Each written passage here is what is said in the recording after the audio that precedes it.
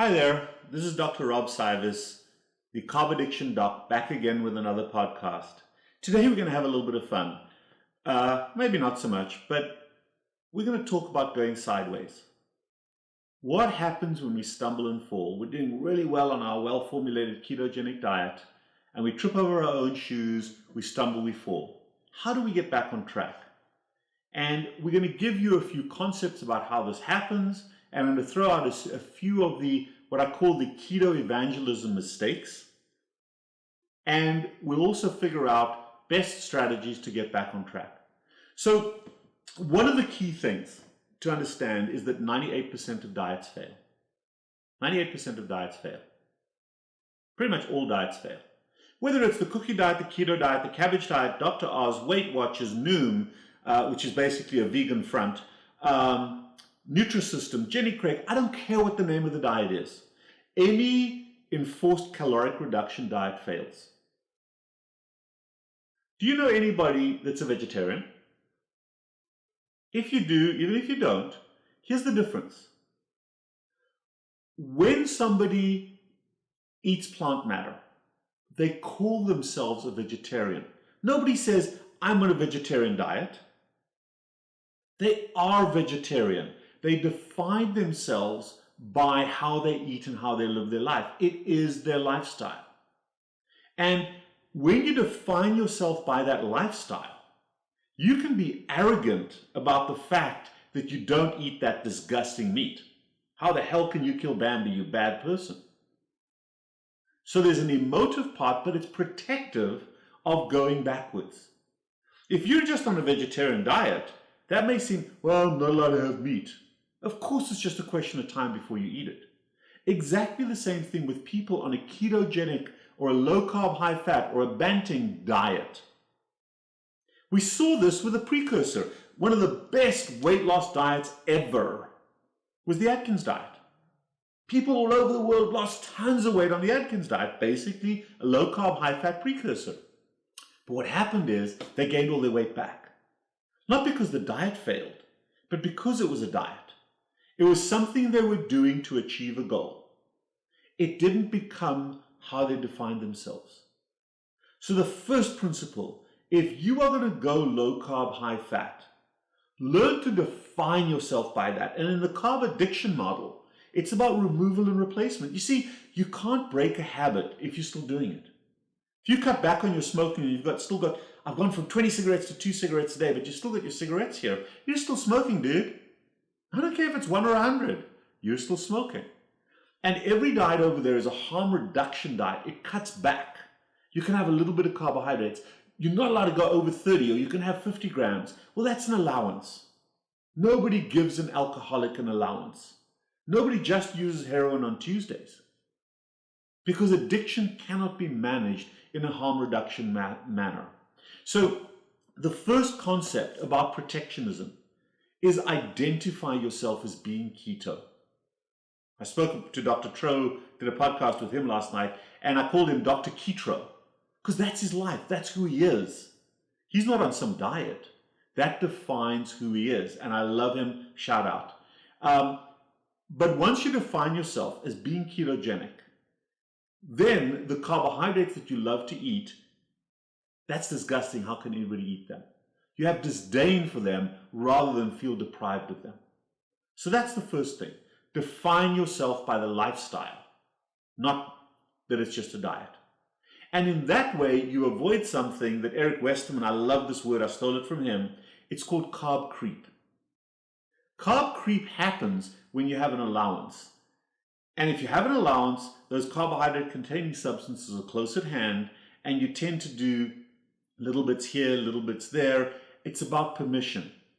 You grant yourself permission to have the first bite. Just like an alcoholic goes through mental distortion to grant themselves permission to have the first sip of alcohol. That's called carb creep. And once you've had that first bite, it's going to be 3 months before you get back on track. Oh, no, I can handle this. Bullshit, you can't. If you're fat or diabetic, your relationship with carbohydrates is out of control, period. No alcoholic can control their drinking. No smoker can control their smoking. They're bullshitting themselves if they think they can. That, by the way, is a fancy word for a lie. They're lying to themselves. Addiction is addiction, and it's about removal and replacement because you're not changing the behavior. The reason you're addicted is because you're using that substance as an endorphin activator, as a way to manage your emotional needs. And by definition, then, you've got a profound deficiency of effective emotion management strategies.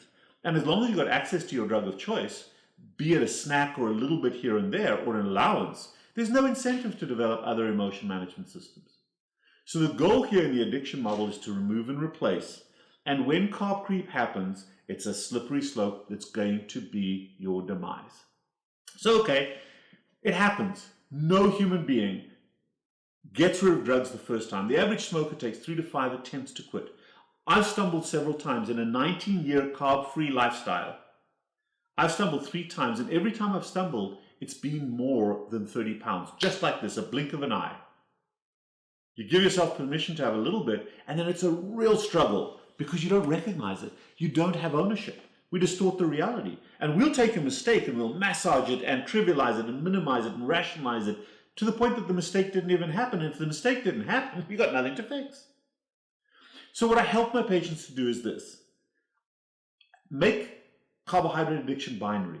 You either did or you didn't. It's that first bite, it's that first taste, it's that first little bit. That's the mistake. And if you can recognize that mistake or own it as early as possible, shorten the time period between the mistake and, you know what, I screwed up, I made a mistake. I didn't cheat, I didn't fail, I'm not a bad person. I made a mistake, I went sideways. I own that. What were the conditions? Well, my wife tied me up with duct tape, put a funnel in my mouth and poured Coke down my throat. Maybe I need a new wife. It's rare that somebody does this to us. Maybe. Typically what we do is for some emotional reason. We're out of place, we're on a vacation, it's an event, a birthday. Our emotion management boundaries are disrupted. Or we're stressed, or we get depressed, or we get angry, or we're frustrated, or we're bored, and carb creep happens. Those carbohydrates creep back into our life and we start to eat them. Own the fact that you made a mistake. Analyze how the hell it happened. It was my birthday, someone bought a cake, I ate some. I made a mistake. Objectify it. The next time it's my birthday or somebody else's, how can I handle this differently? It was Thanksgiving, there was a buffet, I pigged out. Well, maybe next time I'm going to ask an important person, maybe my wife, to go and get my plate of food because she's better at doing the right thing on my behalf than I am for myself. There's ways we can do that. I don't carry money on me. I don't carry a wallet on me, so I'm less vulnerable to going to McDonald's and getting McFlurry on the way home or on the way to work. Been there, done that. Yes, it takes some getting used to, but recognize your mistakes and correct them. Now, once you've made a mistake and you own it, how do you get back on track? Because typically you've come out of ketosis. Well, I'm going to ask you this question.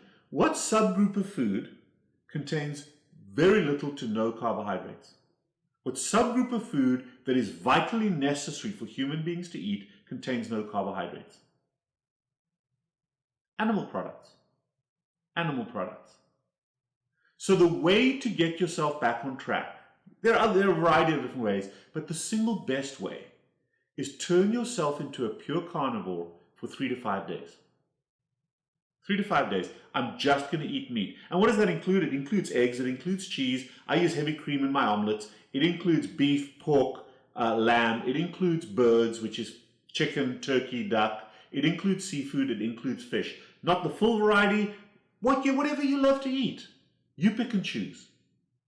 And if you fat fortify that carnivore food that you're making, adding butter, adding bacon, adding eggs, adding cheese, fat fortified, make it as fat as possible, you very quickly get back into ketosis. Within 2 to 3 days, you're insulin sensitive and you're back in ketosis if you're doing it in response to a mistake, in response to going sideways. And once you get rapidly into ketosis, by being pure carnivore, 3 to 5 days, you can either extend that or you can say to yourself, hey, you know what? I'm not very hungry. And then it becomes easy to get back to what Jason Fung, my buddy, calls intermittent fasting. I just call it not eating. Because you don't want to, you're not hungry. When you're in ketosis, your blood sugars are flat, you're not hungry, you can get back to eating once or twice a day, and your weight loss journey can continue. So the goal there is to use carnivore as the eye of the needle to get back on track. Then after 3 to 5 days, in my own life, I'm carnivore here at home. It's simpler, it's easier, I just eat that meat product. When I go out, if there's vegetables on the table, sure, I'm going to eat them. If I go out and I'm eating a piece of salmon and they serve me a salad, sure, I'm going to eat it, but I'm going to eat the salmon first and then the salmon and then the salad if I still need it. So you don't have to be pure. Buddies of mine like Sean Baker, pure carnivores, I call them the experiment. Fine for them, fine for you to do. But the eye of the needle for me getting back on track is to go down the carnivore route. And as part of the carnivore route, you can introduce the concept of intermittent fasting. Because by definition, with a carnivore diet, you're not hungry, and then you're only eating once, maybe twice a day. So yes, build those two things in. Maybe drop breakfast. Breakfast is the least important meal of the day. See how deep into the day you can go, and get back on track with getting into ketosis, high-fat carnivore, no carbohydrates. The second critical part to getting back on track, because remember, almost always you went sideways because of an emotional event. And yes, boredom is a common emotional event. So the other part is make sure that you get out and tap into one of your fundamental endorphin alternatives. Go for a walk, start playing the guitar again, go to church, meet up with your best friend and share some stuff with them. Reconnect with an emotion management system where you are doing stuff rather than consuming it. Move away from consumption toward action as your form of emotion management. And the final thing is snack. No, don't snack. Bring your bridge back in. Here's my bridge. I'm sipping on this all day long. Right now it happens to be diet green tea. Usually it's coffee. Bring your bridge back in. Often if you've abandoned your bridge, you've gone back to snacking. Cheers.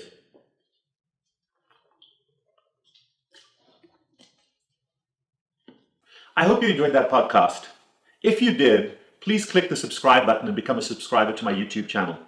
And if that message resonated with you and made you think, and you made a decision to do more to help yourself, but you need help, please come and see us. Set up a consultation. We can do it in person in my offices in Palm Beach Gardens at 561-627-4107, or in Jacksonville, Florida at 904-410-3934. I also do some long-distance consults telephonically or on Zoom. Set that up as well by calling 561-627-4107. We help people to manage their diabetes better and also to get started in obesity management. Or if you've had bariatric or obesity surgery and are struggling, give us a shout. We can help.